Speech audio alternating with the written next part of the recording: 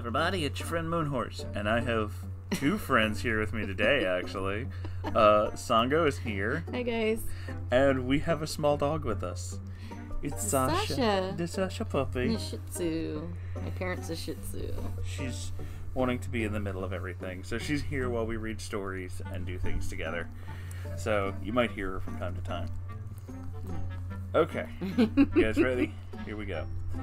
This is from Reddit user PhantomFlower08. Are you having problems or something? Having some issues? She's got spit. Good girl. She's got lots of spit. My high school creep and manga-loving teacher. Oh boy. Oh, that's already a sign of red flags. I think that's being picked up, but I don't know. She's having puppy issues. We'll try to push on without this. Let me move this a little. Okay. Hello again, Moonhorse. Hello. I recently ran into a certain someone at a local fast food joint and opened the floodgates of my memories, dating way back to my later years of high school. Yay for terrible memories. Thankfully, he did not recognize me. I wouldn't know what to say. After all, I did sort of ruin his life. What? I feel bad, but not really after everything that he had put me through in high school. Some good did come of this, but even still, I don't owe him that much credit. This is the story of my high school bully and how I became friends with my teacher. Here's a quick cast. Myself, an extremely shy, artsy weeb girl who does not want to rock the metaphorical boat. Horribly socially awkward. I get all my books at a used bookstore if I could help it, so I would find some unusual titles. I love thrift stores. Oh, yes, I remember you. Hawkman. Ah! A brief mention, he's my older brother, and we attended the same school. He's a friendly guy, sort of popular. I also mention him because I just love how you say his name. Well, I'm glad. His name makes me laugh, too. Jay, the big-mouthed jerkwad who tormented me in class and lunchtime. Sounds lovely. Kay, Jay's friend and enabler. He's not as bad as Jay, but he cheered his friend on and acted like an asshole. Oh, wonderful. Yay. Emo Kid, the silent witness who has a story of his own. He literally does and says nothing in this story. M, my culinary teacher. I really did like her, but after what happened, my respect for her kind of dropped. Miss P, someone who I never expected to get close to. Whew. Shall we start? The story takes place either between junior or senior year of high school. My memory's a little fuzzy because I was just not really paying attention to everything around me during my school years. I feel that. I had absolutely zero friends, and I didn't go into any parties. No one talked to me outside of wanting to borrow a pencil or paper, and I did not even have a boyfriend. Ooh, yeah, Again, that feels. I feel that, yeah. As pathetic as that sounded, I really didn't mind it. I didn't mind it either. I was super, invisible in high school. I kind of preferred it that way. I was just doing my own thing, and I was comfortable with the way things are in my school life. It also let me spend all my time with my current two loves at the time, manga and drawing. I did mention I was a weeb. No one paid any attention to me, but at least I wasn't bullied until that year. That year, I thought it'd be fun to attend culinary class at the school. My main reason was because of free food, but I really wanted to know how to cook since I suck at it so much. Also, the class runs a dining room experience for the teachers, and I thought it'd be a good experience if I wanted to get a job in the food industry. Oh, that's a good idea. Makes sense. Run by the eccentric Miss M, a small older woman with glasses, and always wears some sort of floral print, she seemed nice and friendly. I felt comfortable around her, and felt like I could talk to her about anything. Good job. Now, the way the class was laid out, it was divided into two parts. The back of the class was, of course, the kitchen, where we would be cooking for the semester. The front of the class, where you would enter, had 5 large tables for students to sit in, usually 4 or 5 to a table. The people at the table would also be your cooking team once back in the kitchen. There's not a whole lot of students, so only 4 tables were filled, leaving 1 empty one. This is important for later. I was sat at the table closest to Miss M's desk. With me at the table is a friendly ginger tomboy who would sometimes watch me draw. Other than me, she was the only other girl at the table. Emo Kid and the duo of K and J. For the better quarter of the school year, Jay barely paid any attention to me. Even after Ginger Girl left to move state, he didn't notice me. What really got him to single me out was, get this, over a manga. Oh no! Let me explain. I was in the larval stages of becoming a horror fanatic on top of being a weeb. I found an awesome manga in my favorite used bookstore called The Museum of Terror. A collection. Ooh. You know that one? No, I wish though. Okay. A collection by Junji Ito. I don't think I said that right, but whatever. On the cover of this said manga was the main character, Tomi, if anyone's curious, semi-nude bust. It was really not suggestive or anything. Her long hair covered her chest mostly, but you could still tell she was not wearing a top. Really, it was nothing that scandalous. But Jay took one look at this and his eyes widened in surprise. "Is that girl naked?" he said loud enough to get yelled at by Miss M. I have, and still do, have horrible social anxiety. If I at least know someone well enough, I could hold a conversation for a little bit, but it's the same if someone mentions a topic I'm very familiar with. But if it's total strangers, I would be practically mute. It's also because of this I was referred to as that quiet kid in a lot of my classes. I didn't really know how to respond to Jay's outburst, so I just laughed quietly and shrugged it off, trying to get back to work. But Jay kept prodding me, and eventually Kay joined in as well. The questions were annoying, but innocent at first. They wanted to know what the book was about, why it was read right to left, why the characters were so bizarre, why the character was doing this, why was she naked on the cover, why do I read manga, etc., etc. I didn't really answer all of their questions, being awkward and all, but I managed to get by with one-word answers. The conversation was cut short by classwork, much to my relief, and I happily went to work. But that was not the end of the conversation. I didn't get a break to read my mangas, so I'll have to wait until lunchtime. Everyone in culinary class had lunch at the same time, including Jay. On my way to lunch, Jay pulled me aside and loudly asked, "Are you like a lesbian?" I stammered a shaky, "What?" He repeated louder, "Are you a lesbian?"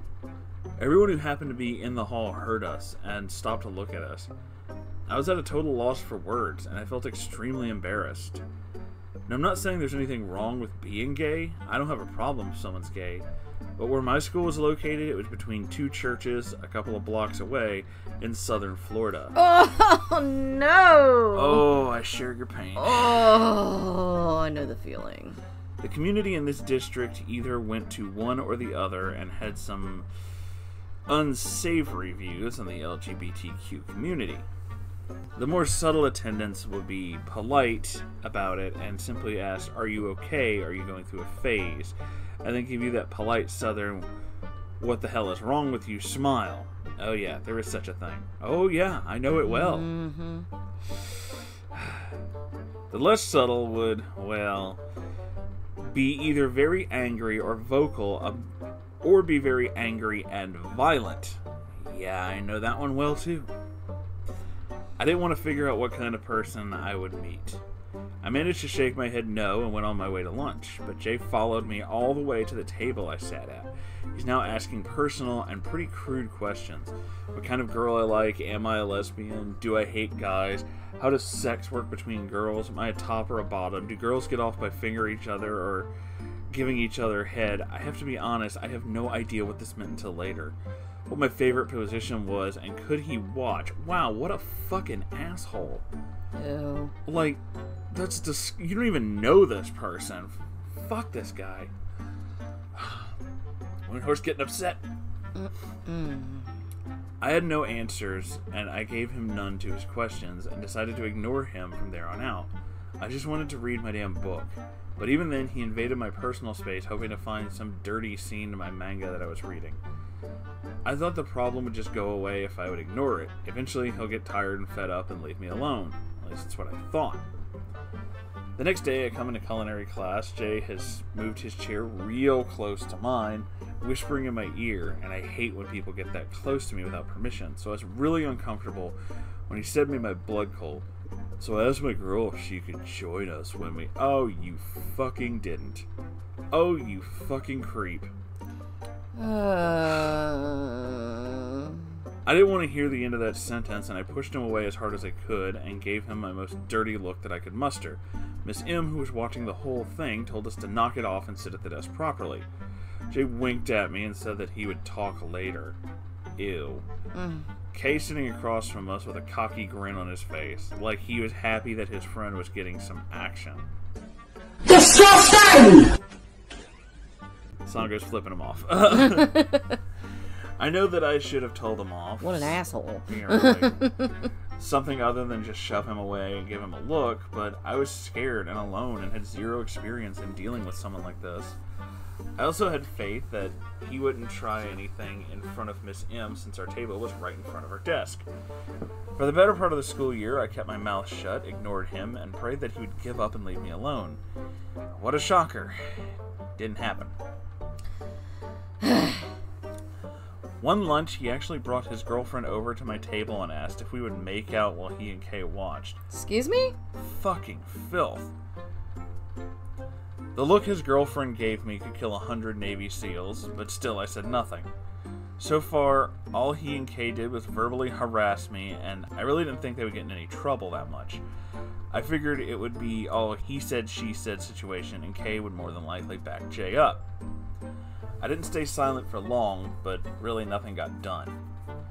What broke the camel's back was a certain incident in the kitchen. Miss M monitors all her students like a hawk in the kitchen, so I should have nothing to worry about. As you would expect, Emo Kid and I were doing most of the work while Jay and Kay fooled around. I don't remember what we were cooking in the kitchen, but one of the tools involved a mortar and pestle to grind up the spices. Jay was standing right beside me and fiddling with something in front of him. I was too absorbed into what I was doing to pay attention to him. It was only when he tapped on my shoulder and pointed down at his pants that I saw what he was fiddling with. And it was out for the whole world to see, and it was disgusting to look at. He made a single thrusting motion and said something along the lines like he wanted to pound my pestle. You're a fucking asshole. Miss M monitors all her students like a hawk in the kitchen, and she saw this while making her rounds. She yelled at him and sent him to the front office with a referral. After we were done in the kitchen, I went to see her. With Jay gone, I felt a little more confident to ask for help from her. Again, I liked her, and given what she just saw in the kitchen, I figured she would take my side and give me some help. Also, once again, her desk is right by the table, so she was in full view of what's going on. I told her what was going on between myself and Jay, told her the things that he had said to me in both class and at lunch, and what she had just witnessed. She told me she couldn't help me during the lunch break since she has class that time, so she couldn't vouch for me as a witness. She only suggested that I tried sitting somewhere else at lunch. I did try that, but he would seek me out like some sort of gross bloodhound. I could understand that, but then she told me that while she would talk to Jay, she really could not do anything without proof. I was a bit dumbfounded, but I didn't really question it. Looking back now, I should have thrown a fit and demanded an explanation. I don't know if she talked to Jay or not, but either way it didn't stop him from harassing me. I went to Miss M a second time and asked if I could at least change seats away from him. Since all the other tables were full, I opted to just sit at the only empty table. Her response was that she needed to keep her students together, and she would feel bad if she were to separate me from my friends. Seriously, you're a teacher. This harassing still continued. At this point, I was at my wit's end. Jay had spread a rumor that I was less than considerate word for a gay woman. Oh, he sounds like a classy fucking prick. And managed to turn a few people against me. I would be accosted by his friends in the hallway while some of the teachers would tell them to knock it off. I can't help but think that they held some kind of contempt for me. Finding a lunch table away from Jay was near impossible. He would seek me out and sandwich me between him and Kay, if I didn't get a seat at the end of the table. I lost my sketchbook one day. I thought I put it in my bag while I was working at the teacher diner, but when I came back, it was gone. At first I figured I must have misplaced it. I found it on my way out of the diner, torn up in the trash. I have no doubt in my mind that it was Jay's doing. What a fucking asshole. Mm-hmm. Emo kid who had been a witness to my run-ins with Jay remained silent. I didn't really expect much from him. We didn't know each other, and he never spoke outside of working in the kitchen. I went to Miss M a third and final time, asking to change classes. I may not be able to avoid him during lunch, but I could at least minimize our contact. Miss M had lost her eccentric behavior this late in the year, and looking like she could not give a flip. She downright told me that I was too sensitive and that I should be able to handle this by now. There was no need to overreact to every little thing. Okay. You're a teacher. You're a teacher. You're, okay, first of all, you're authority. Second of all, you have the right to help your students change classes. If you can't even do that, why are you a teacher? Fucking... Bitch. Yeah. And that was that. I had no one on my side. I thought about telling my mom since she was a teacher at another district, but I didn't want to be labeled as a mama's girl. I thought that would make things worse. I'd started to believe that maybe I was too sensitive, that maybe what Jay was doing was not really that bad, and that I was overreacting. No, you're not too sensitive. Yeah. I withdrew further into myself. Every school day made me sick to my stomach. I didn't want to go. I didn't want to explain to my mom why. I figured I could go to my brother if things got out of hand, but my brother had his own life and his own circle of friends, and I felt like I would ruin it if I came near him. And besides, he was graduating soon, and I didn't want him to ruin his chances by wasting time with someone like Jay. I felt like I had to be tough, and the only way to do that was to suck it up and move on. It wasn't easy. Jay continued to harass me, but little did I know there was a silver lining. One lunchtime, I'm trying to figure out a place to sit. Luckily, Jay was out sick, and Kay doesn't bother me without him. A small weight had been lifted off my shoulders that day. The lunchroom was packed, and the only free seats were reserved for someone else. I was about to bite the bullet and sit between two girls when someone called me over. Enter Miss P, a frail-looking woman with glasses, wearing a blouse and a long skirt. Miss P was the special ed teacher at the school, and would sit at a specific table just for her class. Her class was small and had a lot of space at her table, but no one sat there for one reason or another. She asked me if I'd like to sit with her since the cafeteria was full. I saw no problem with this and sat with her and a few of her students. For the first few minutes I didn't speak while Miss P talked to me. She noticed that I was really clammed up and hoped that I would talk to her one day. So began the habit of me sitting with Miss P during lunch. It was actually beneficial to me since it got me away from Jay and I was finally able to relax, even if it was only a little bit. Our friendship really started when I brought in the manga of all things during lunch. A lot of the weeb kids in my school were very mainstream and carry those books everywhere. Naruto, Bleach, Vampire Knight, Fruits Basket, and Inuyasha. Hey, I like Fruits Basket. I don't know what that is. It's okay. The teachers are familiar with those manga too, though their experience was telling their students to put the book down between class. So a lot of teachers found manga/anime annoying. Miss P, however, she didn't recognize the book I was carrying and curiously asked what it was. I was still nervous, but I explained to her the book was Naoki Urasawa's Monster. I explained the manga to her, that the manga took place in Germany. It's about a doctor who saves the life of a serial killer and is trying to hunt him down and kill his patient. It's pretty good. This genuinely intrigued her, and she asked if she could look through it. I handed it to her, and she flipped through the pages. She had no idea how to write manga, so I explained. And if she got stuck, there was a how to read diagram in the back. I asked if she wanted to read it, and she asked if it was okay, and I nodded. I was curious about her. I had never met another adult outside my own family who was curious about manga and comics alike, so I wanted to see how she would react to reading material I gave her. The next day at lunch, she sat down with me with the biggest smile on her face. She absolutely loved it and wondered if I had more volumes, and I was happy to see that someone, a teacher no less, actually liked it. And thus readers began an odd friendship between teacher and student. I would sit at the special ed table with Miss P and avoid Jay, and she and I would talk about the book. When we were done with Monster, I lent her another manga. A few of the books that I lent her... It's okay, I can help. You can read these, because I don't know any of these. A few of the books I lent her follows: Fullmetal Alchemist, Ghost in the Shell, I know that. Lone Wolf and Club, Samurai Executioner, XXX Holic, Subusa, Battle Angel Italia, that's actually a movie now, Rurouni Kenshin, Master Keaton, Pet Shop of Horrors, oh, sounds good, Trigun, Parasite, Reptilia, Oku, I think it's Oku, and her most favorite book, Chili's Sweet Home. Sorry if anyone doesn't get some of these books, especially to you, Moonhorse. I think I recognized 4 of those. I did have to be a bit careful with what I loaned her. While Miss P was a friend, she was also still a teacher, so I had to be sure the manga I loaned her had little to no nudity, which is hard, sexual situations, or hardcore violence.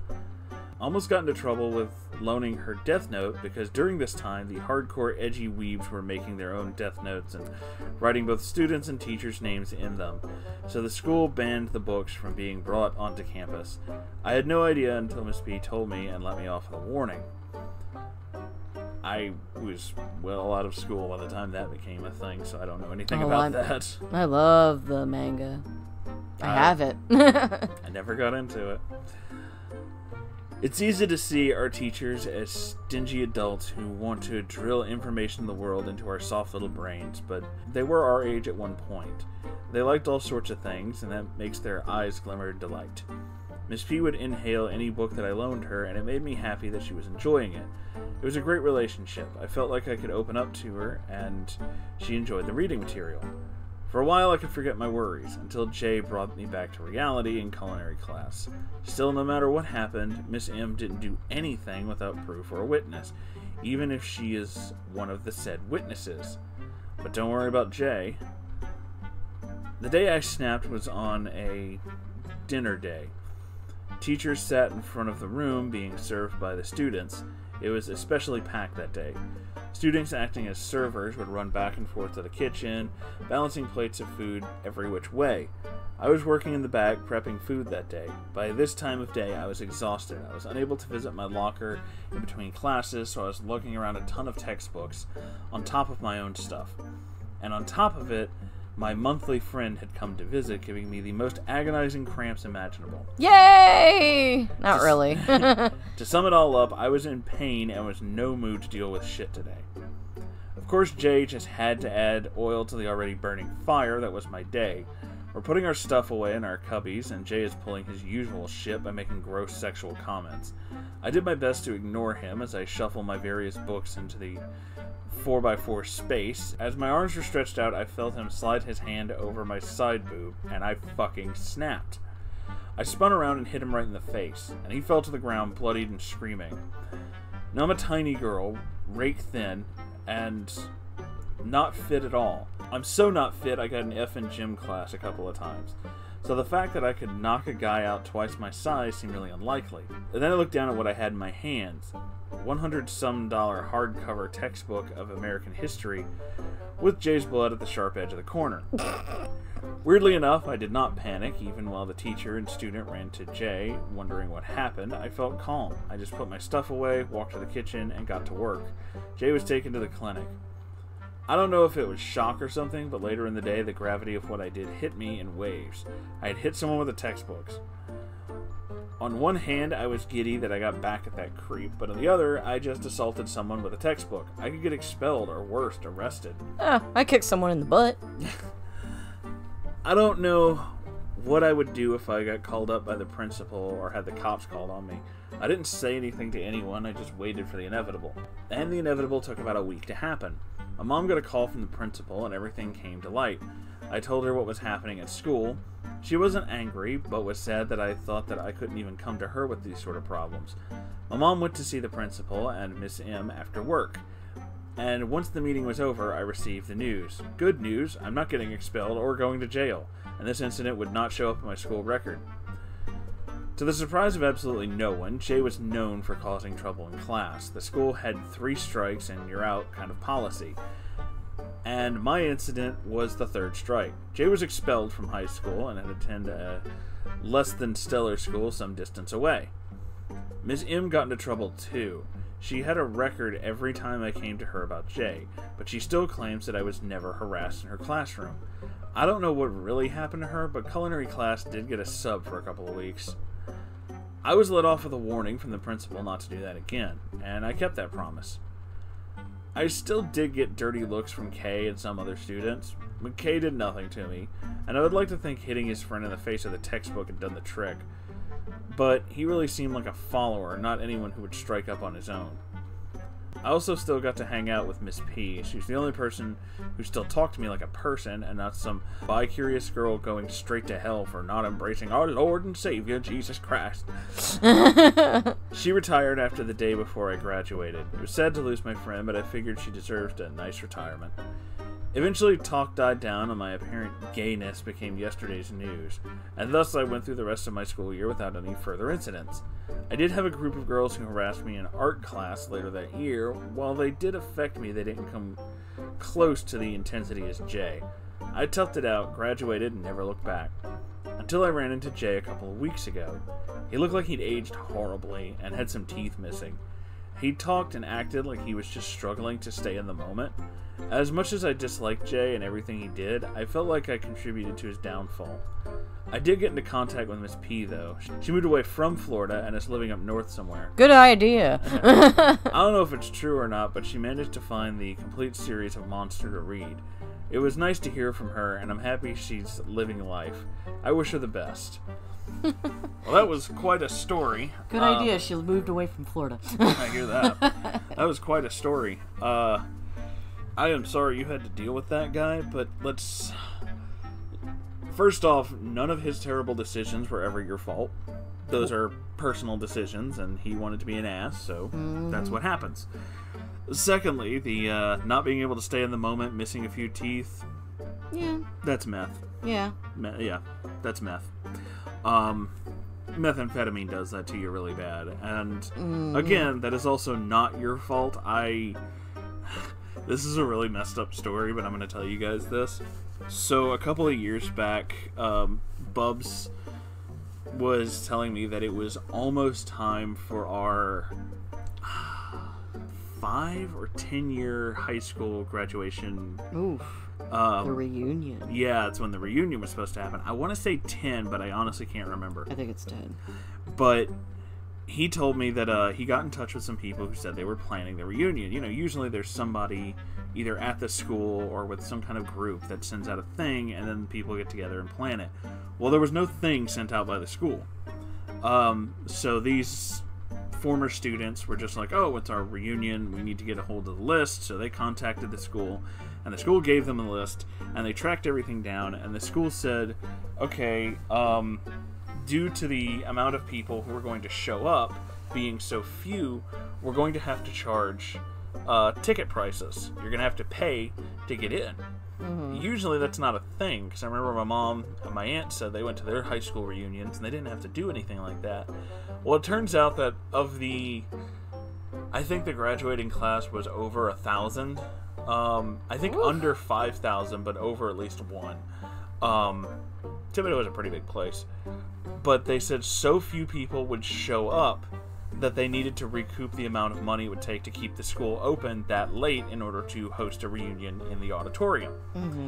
And I asked Bubs about that, and he's like, well, I got a copy of the list, and I looked it up. He said most of our former classmates are either out of state and not coming back, in jail, or dead.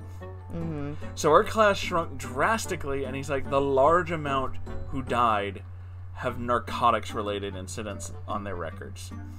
And he's like, yeah, they're not... No, drugs are a big problem, and that doesn't surprise me, considering how our graduating class acted and how, like, the problems that happened with a lot of those people. It's like very few of them graduated and stayed anywhere in Louisiana, and the ones who did graduate or didn't graduate and are in Louisiana are either incarcerated or have gone on to another plane of existence, shall we say. So, yeah, his terrible decisions are not your fault. He sounds like an asshole, and just That's the bottom line. But I'm going to go ahead and end this because this is a really long video. So thank you all for watching. It's been wonderful to have you here with us. If you would like to support this channel, you can do so by donating to Patreon or by buying something in the merch store. It's kind of like magic, except in all the ways that it's not.